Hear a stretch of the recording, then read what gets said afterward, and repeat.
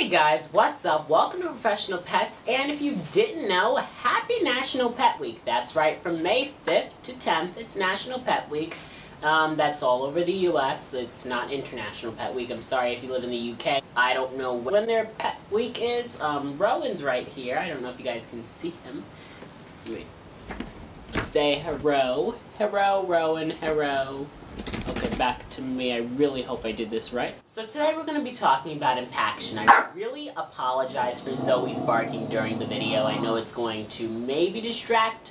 Just try to tune in on my voice and focus on what I'm saying. She's a little excited about Rowan being out. So Impaction mainly happens in leopard geckos from out of the animals I have.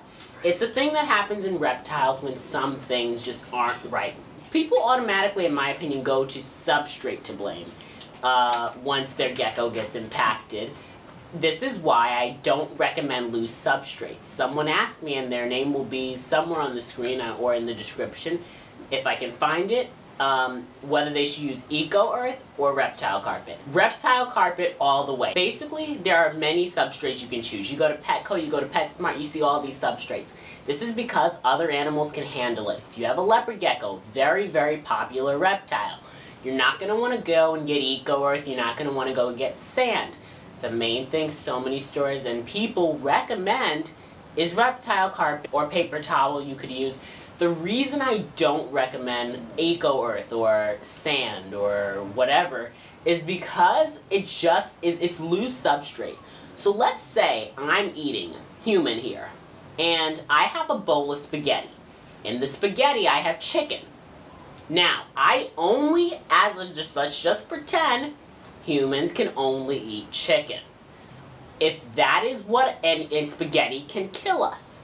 If I dig in with my fork to get the chicken, I'm accidentally gonna pick up some spaghetti. Gets in my system. My human body's not made to release this spaghetti through my waste. So what happens? It just gets clotted.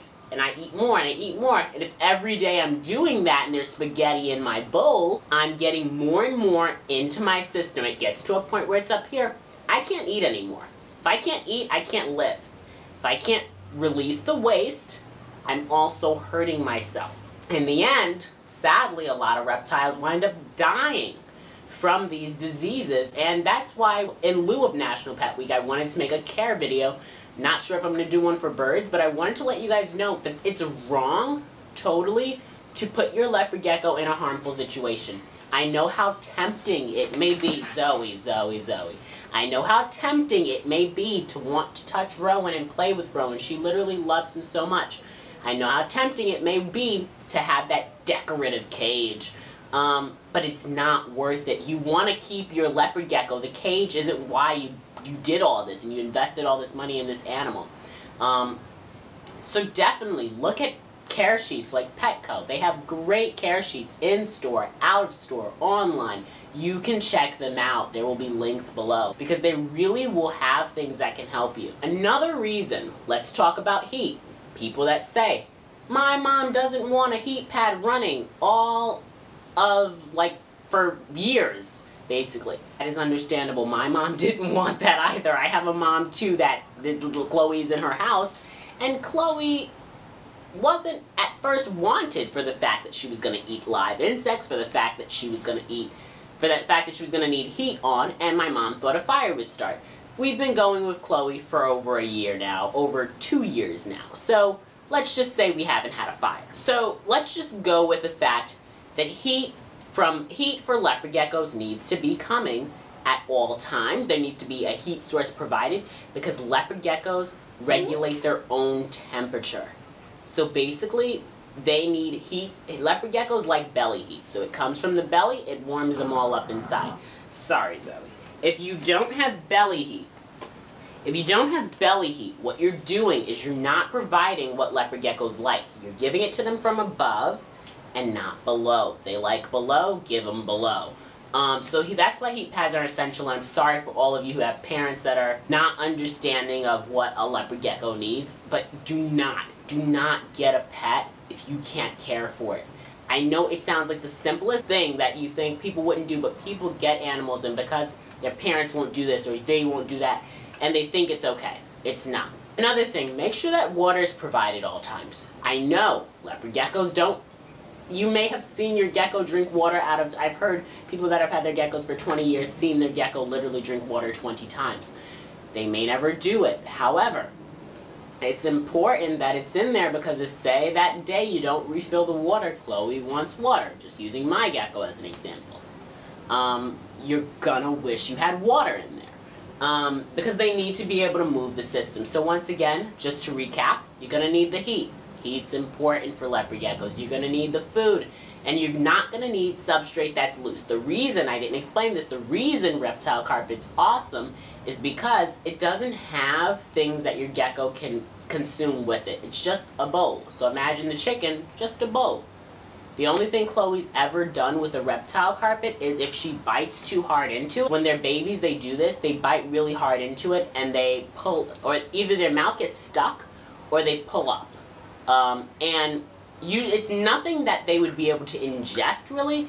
It's just their mouth can get stuck sometimes. And that can be a scary situation if you're a new gecko owner and your gecko's mouth is stuck to the reptile carpet.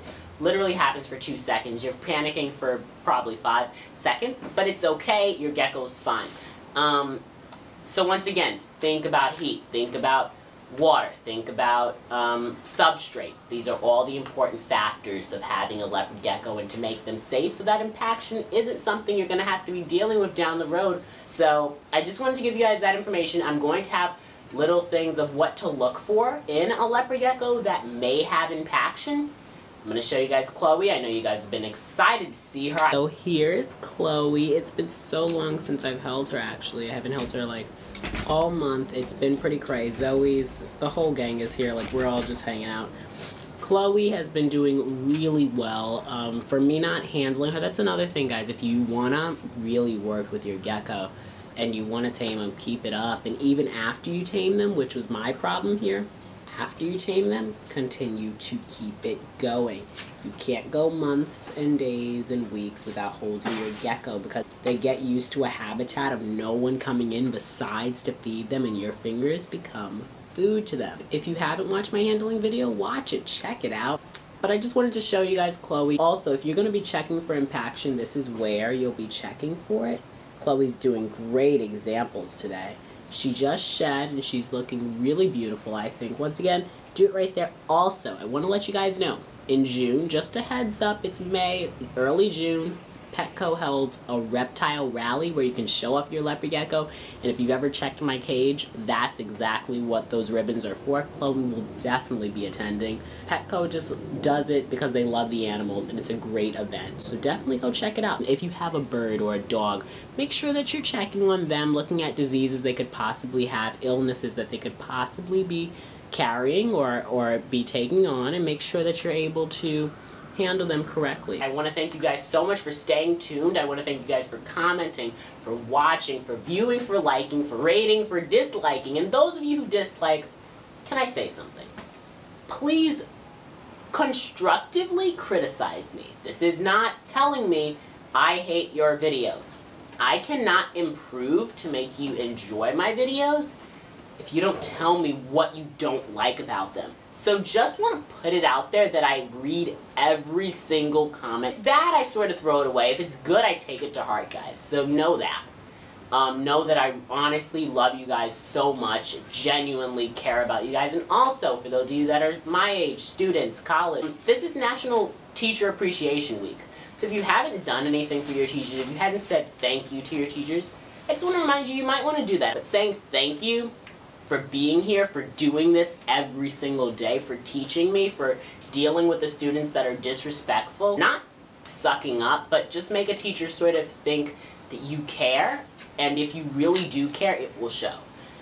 So once again, there will be things to look out for if you think your gecko's impacted. So thank you guys so much for watching Professional Pets. Always be professional. Also, if you didn't check out our banner, it has changed. Check it out. It looks really nice, I think.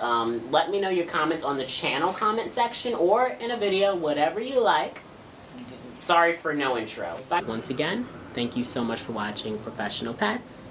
always be professional. Oh my God, Zoe! Zoe!